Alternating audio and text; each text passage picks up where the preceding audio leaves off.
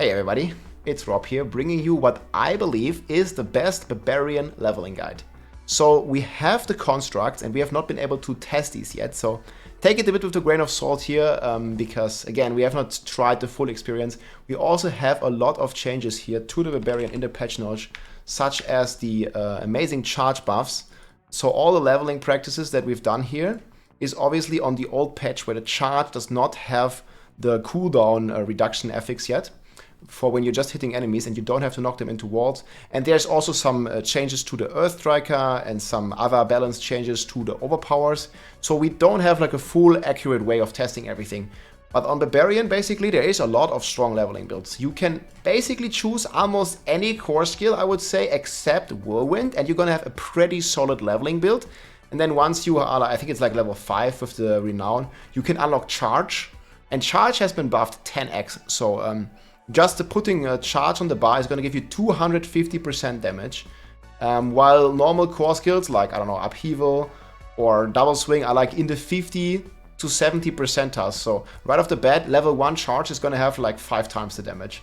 So it's going to be pretty strong. And we also received a massive buff to all the key passives. So you can now play Unconstrained, you can play Walking Arsenal, and you can play Unbridled Rage. I'm still a bit hesitant on Gushing Wounds, because Gushing Wounds doesn't really like work properly as a multiplier as far as my testing goes, but all is an option here. Unconstrained and Walking Arsenal I think are even the best for leveling. Like in this build guide, I've done a lot of testing, and early on it's very hard to keep Unconstrained up, to keep your Berserking up, like when you're like low level and you're like a bit like slow paced playstyle. So all of my builds will be with Walking Arsenal.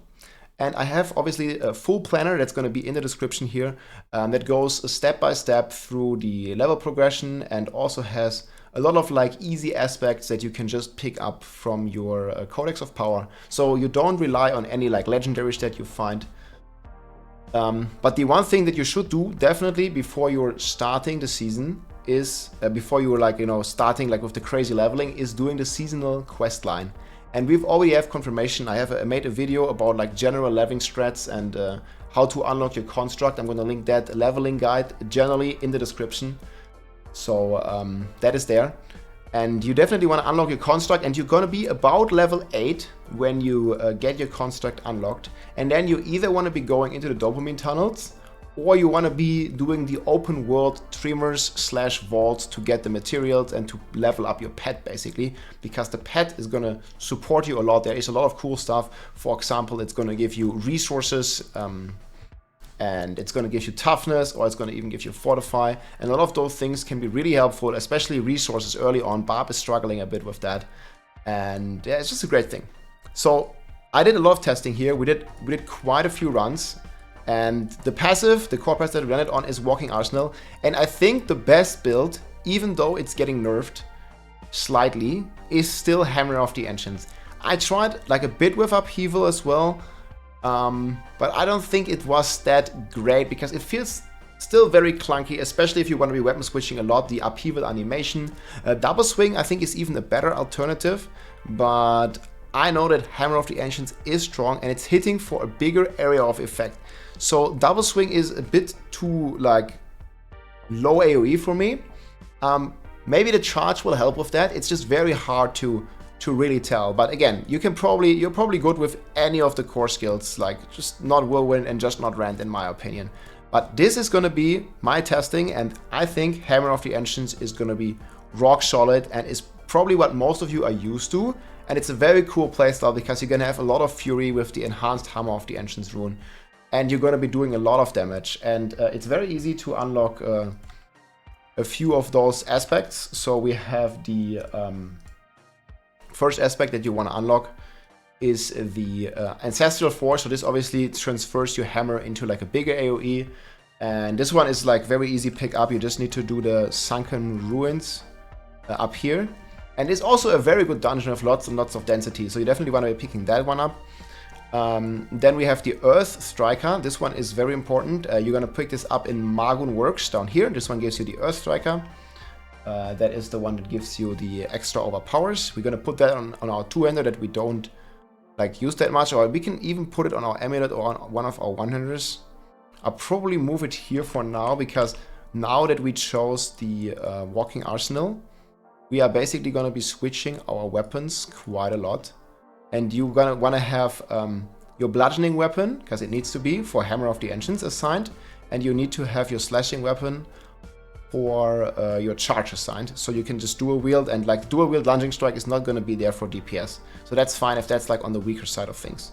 Because as you progress, you are going to find new 200 weapons that you want to replace because they give you more damage. So you can't imprint an aspect there early on, because you will definitely want to replace that to get DPS.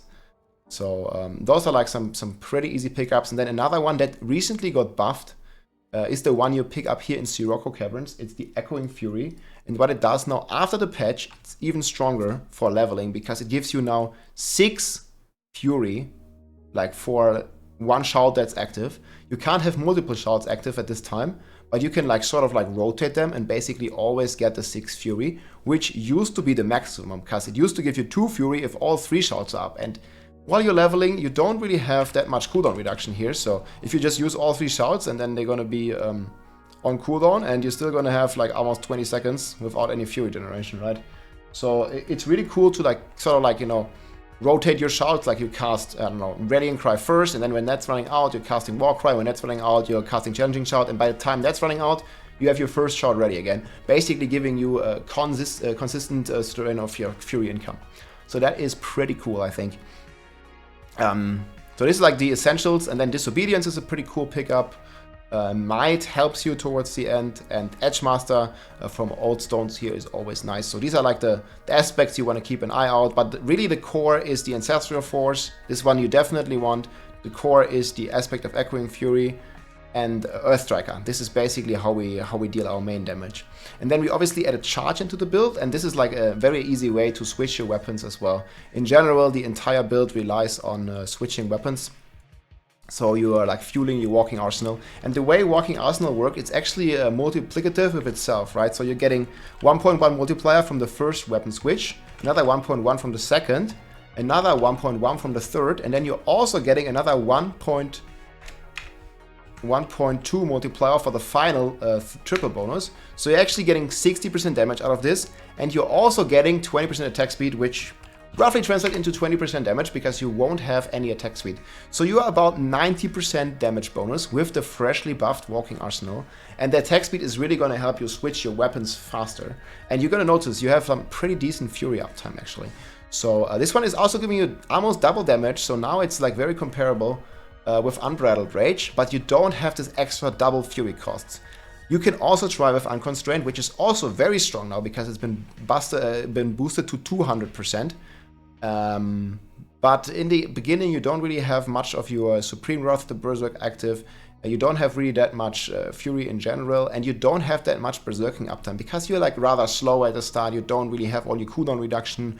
Even with the charges, you're going to still be limited because it's going to have a 13-second cooldown, and the rune only reduces it by up to 9 seconds. So you're still going to have a 4 to 5 second cooldown on your charge, even when it's maxed. Unless you find either a Helm with cooldown or Pants with charge ranks, but you can't really rely on that. So this is probably not going to happen, and you're just going to have to deal with that by, I think, going Walking Arsenal will be the best choice. So just quickly going over it, like you're going to be starting with Lunging Strike, then you're going to be speccing into HotA, then you'll be going into Triple Shouts again. Later on, you're going to pick Martial, which is going to reduce your cooldowns, and you're basically going to have a constant stream of Fury here active. That's going to be very nice for your HotAs. And then what we are doing is we are switching our weapons. And if you guys have been following the recent like HotA Barbarian, the Whirlwind Barbarian playstyle, like you're basically playing Furious Impulsive, this one is giving you 6 Fury whenever we are switching our weapons. So whenever we are in combat here, you will see my Fury will just go up by like just switching weapons. It's like that, like it just goes up every time I switch. See, I switch again, boom. I just switch to my generator, boom. And that's just very strong and powerful. And your HotA is also going to give you bonus resources, so you're getting a 1.3 extra. So you're already getting 6 times 1.3. So you're getting like 7.8 Fury per second from your new ring. Right now I don't even have that new ring, so it's the old ring. And you're also getting 7.8 Fury every time you switch a weapon. And you're switching quite a lot. So I think the synergy is pretty cool. Then we're still playing Brute Force, even though this has been nerfed slightly. We're basically using Earthstriker weapon switches here, like these stacks I will be getting down here whenever I switch my weapons. You see here, boom, charge is a weapon switch, a lunging strike's a weapon switch, and then HotA is also a weapon switch. And you're going to be building up stacks, and then you're going to be overpowering, basically. So you want to like charge, lunging strike, HotA, lunging strike, charge, HotA, lunging strike, like things like that, basically. Like just always rotate your weapons here. So now I have my overpower loaded, basically. Now I can just go in and like smash, and it's gonna hit for like 8k already, and that's enough to one-shot everything. So that's pretty cool. Lots of potential here on the Barb. And again, you can do this if you like another playstyle. You can just do it with Upheaval, you can do it with Double Swing. But one of the main reasons we also prefer Walking Arsenal over Unbridled Rage is because we are getting bonuses to the charge as well, because this one, Walking Arsenal, is a generic multiplier, while Unbridled Rage would only work for our core skills. And charge is going to be one of the strongest skills and builds in general. So it's very good to have like Walking Arsenal Unconstrained to buff your core skill as well as your charge, basically. And I think it's going to be a pretty cool combination. What charge also allows us is to proc like decent uptime on berserking. You're still not going to have it permanent while leveling, but it's going to be decent uptime. So whenever I charge, and I think I need to hit an enemy as well, I basically will get some cooldown reduction out of it. So here I just charge, not cooldown reduction, and then I'm gonna got berserking here for 3 seconds, as you guys can see. And then you have another source of berserking, which is just basically pressing your Warcry. And then usually after the patch, you will be able to charge again, and you can have a pretty nice uptime here with the charge, because every, what is it, like you have 14-second cooldown, -9 if you hit enough enemies. So you're like 5-second downtime, charge, berserking is already 3 seconds, and then oftentimes you also have the Warcry in between, so you're gonna have some decent uptime, but it's not gonna be permanently or not gonna be enough to maintain you unconstrained while leveling. So definitely recommend the Walking Arsenal. But yeah, that's the gear basically. We can quickly go over the stones. Again, like I said in the start of the video, this is a bit copium, we don't know exactly. But we're rocking Fortify here, we're rocking Resources, which is gonna help us a lot getting even more Fury. It's also amplified by all your Fury generation, for example, the HotA rune. Then we have Safeguard for extra toughness. We will see if the construct is actually dealing significant damage. We might want to, you know, like, because this is everything that supports our character, and if it does a lot of damage, we might want to put a DPS skill here and like reduce the cooldown or increase the attack speed and stuff. That really depends if the character is doing more damage or the construct. And again, we don't know that yet. We will see that when the season starts later today. But yeah, then on top of this, we're rocking Tempest here. Crazy AoE damage. This is actually, I'm thinking this does quite a bit of damage, especially like whenever there's many monsters, with arcing here for extra hits and less cooldown. So I'm hoping that the Tempest charge will do quite some damage in area of effect. But we'll see. I mean, mostly you're gonna pick what you get, and I think it's random, so you're not gonna have even the choice of just like, you know, picking all your stones at the beginning. So you're just gonna like have to, you know, use what you find along the way and just use those and see how the damage is, and then you gotta adjust on the fly, basically. But yeah, I'll show you some gameplay here.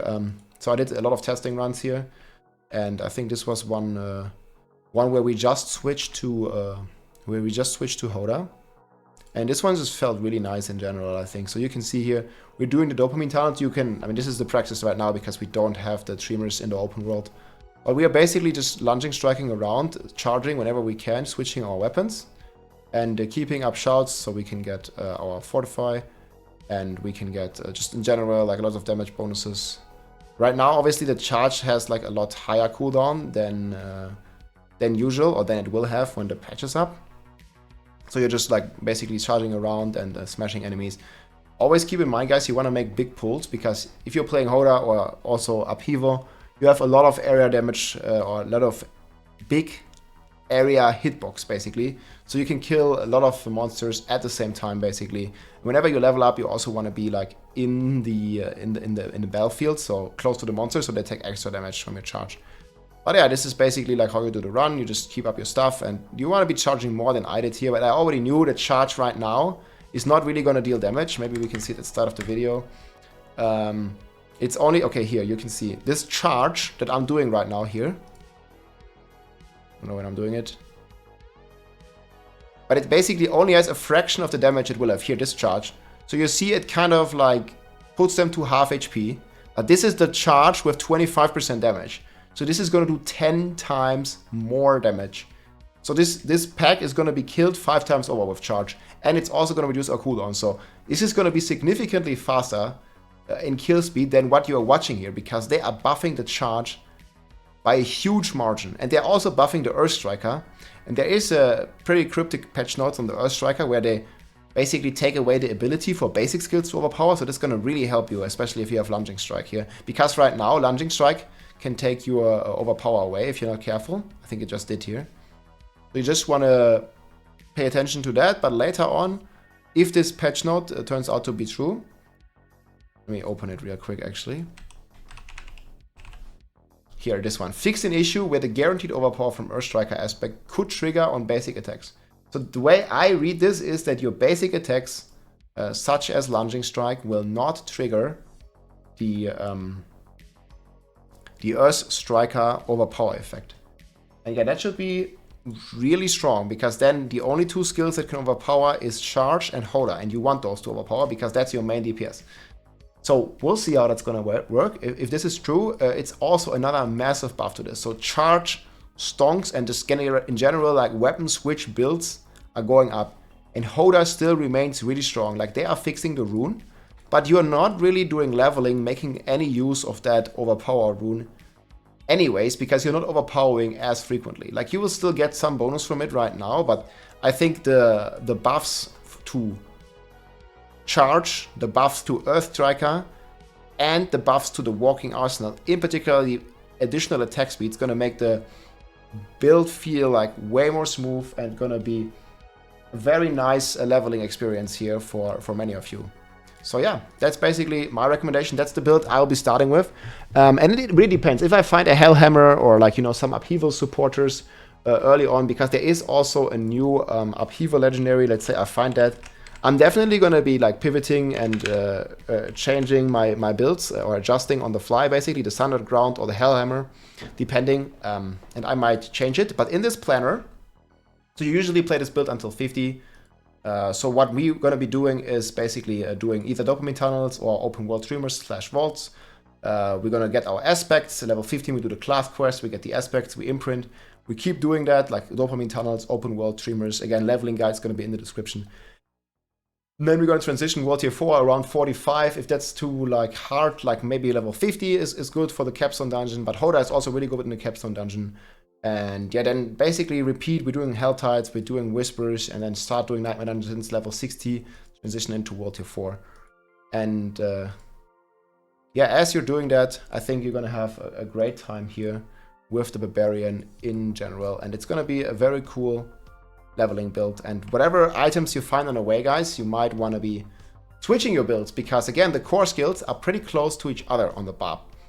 Lots of options, and we're going to be playing this like HotA charge version until 50. Then I also have a second tab here in the description, in the build guide, that is going to go more into the charge version, like level 50, when I have additional cooldown. I think I'm considering transitioning into like charge, into yeah, a pure charge version with less HotA multipliers.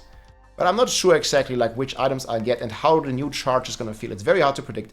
But I have a really solid starter Paragon board here that is basically considering only having level 1 glyphs, because at the start you won't have them at level 15, so you won't have the rank 4 bonus, and it's going to change your Paragon boards quite a lot. So I have a very good starter board here with the Martial Glyph. This one's going to give charge cooldown, and it's going to give Berserking cooldown if you're playing that.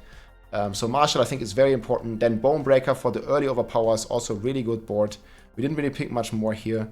And then we are going right into Blood Rage. This is like the generic multiplier. This should also be buffing your construct. So really strong node right down the bed here. And then we are getting Ira here. As you guys know, Ira is basically going to give you even more Berserking for your Blood Rage node. And we are speccing into Berserking Duration and Berserking. And then down here we have the Brawl Glyph, also only 1 in range. So this one is really tough to fit in.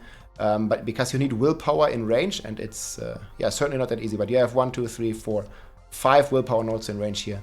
Activating the Brawl Glyph, which is going to give you 18 multiplicative on your charge. You can also change this around to strength-based glyph. Like you can put Crusher here. I have the Crusher in the next board. This one also gives you always.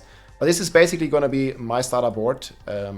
Obviously, I'll be adjusting on the fly. If charge isn't that strong, I'm going to just put Crusher here and get the strength nodes in range, or maybe even change it with Marshall, because it's going to give you some nice magic damage bonus to Berserking and to close damage reduction. But yeah, so this is like your Paragon board up until like level 80, and then you're respecking into like one of the endgame builds, whatever you prefer on playing when your glyphs are like 15. Or at least the glyphs are starting to go 15. But you can keep branching out here and adding a new board. So you'll probably add Decimator. Like if you want to branch out more, you add Decimator up here, and you spec into Decimator, and you spec into Dominate, basically. But yeah, that is pretty much the build, guys. I think Barb's going to be an amazing class. So many buffs to the class, only slight nerfs to HotA, still very strong build. You're going to have so much fun on this class. I think a lot of people in the community are going to be starting Barb. I certainly will. I'll be there all the way. We'll be blasting for 24 hours. It's going to be a lot of fun today. And there is also support the streamer program, where you can, if you guys remember from launch, you can gift 2 subs to any Diablo 4 streamer. And you're gonna be giving, getting a new mount basically in game if you have your Battle.net and your Twitch accounts connected. So I would very much appreciate if you want to support, if you do that here. But there's many amazing channels where you can consider supporting. I think it's super cool that Blizzard is continuously doing this, like supporting, Diablo 4 and the streamers and the content creators. Cool stuff. I wish you guys an amazing season start. I'll see you online on Twitch. And have a great one, guys. GG. Take care. If you liked this video, make sure to subscribe, leave a like or a comment.